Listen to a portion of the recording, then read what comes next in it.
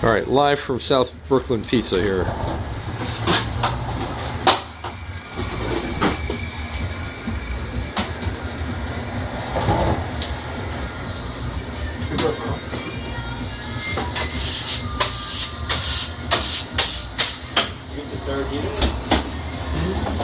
Where? No. Where's that? Where? Oh yeah, that place. Yeah, I've read about it. I've been there. Huh, is it good?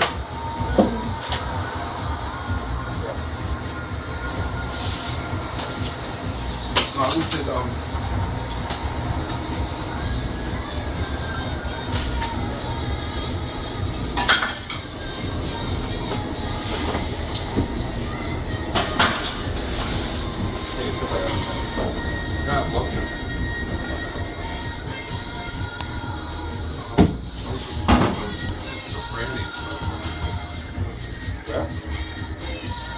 here, Franny. Where's that? Oh, Flatbush. There was Franny's. It's like...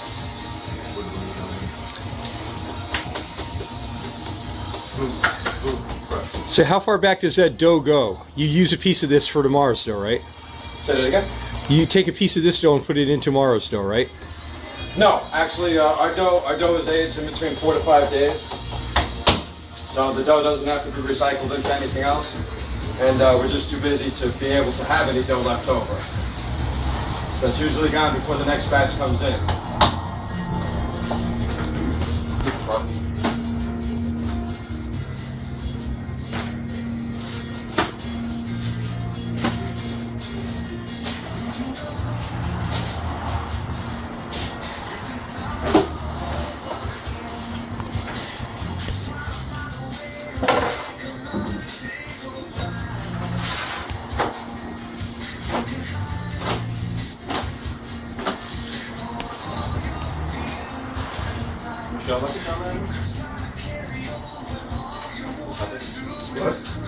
It's really interesting. The dough looks like it's almost alive.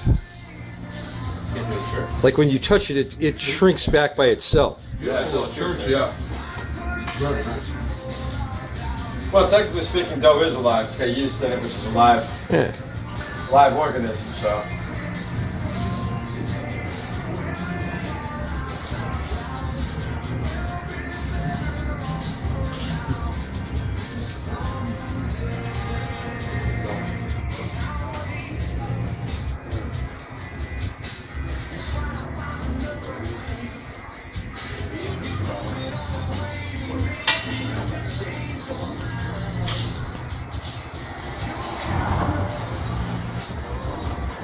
Has anybody tried to steal a can of tomatoes yet? No, actually, I had somebody ask me to buy a can of tomatoes, Yeah? but I haven't had anybody try to steal a can of tomatoes yet. My guess is that would be the last can they'd steal. Yeah. Hey, drop the tomatoes! I don't think they'd have a chance to say that. I think they'd be dropped. Although they have stolen the delivery bicycle from outside already. Oh man! Yeah, They but did it Yeah, yesterday. no, that's beat. They got us yesterday. When my that's just as beat. What? The only thing about beater than that ever when my two oldest kids when they were twins, and one time this was over in Carroll Gardens. Out of the back seat of my car, they sold 2 car seats. They steal freaking car seats, man. That's terrible. That's terrible. It's like, come on. That is so terrible.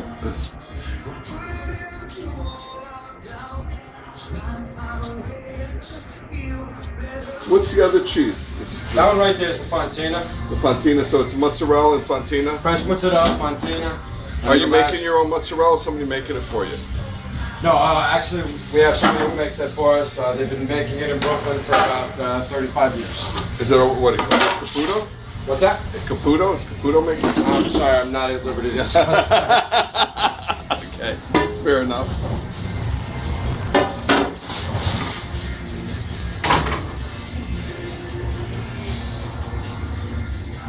Then the fresh basil is going to go down now.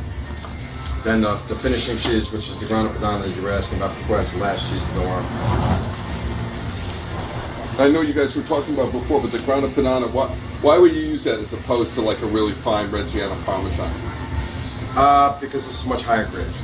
Really? Well, it's a different taste. And it has, isn't well, that's what I was going to say, and it has a better flavor, which is the most important. The Parmesan's a little sweeter, isn't it? And it's a little... If you buy a high-grade Parmesan, it'll be a little bit sweeter, but for the most part, most Parmesans are usually saltier. Even the imported stuff. Yeah, so it's kind of tough to really get a good Parmesan. Too. Yeah, so if you're going to spend the money, you might as well get the step up the level and go with a Grana Padano, which this one right here is a 2009. Right. You know, so most of the ones the latest we're using right now is a 2010 Grana Padano. Now you won't put that back in the oven. You'll just let that melt right on the pot. That's right. That's right. The only time it goes back in the oven is just for warming, and it's not even really for warming. It's just to ensure that the crust is crispy. Because with the olive oil on it, it actually retains heat from the oven very, very quickly. What is that oil? This is olive oil.